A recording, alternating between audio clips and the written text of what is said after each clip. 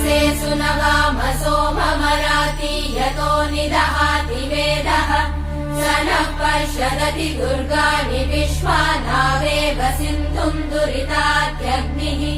तामग्निवर्णाम् तपसा ज्वलन्तीम् भैरोचनीम् कर्मफलेषु जुष्टाम् दुर्गाम् देवीगुम् शरणमहम् प्रपद्ये सुतरसि तरसे नमः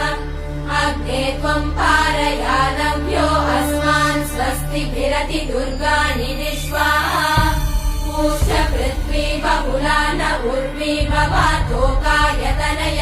शम्योः विश्वानि नो दुर्गः जातवेदः सिन्धुन्न नावादुरिदातिवर्षि अग्ने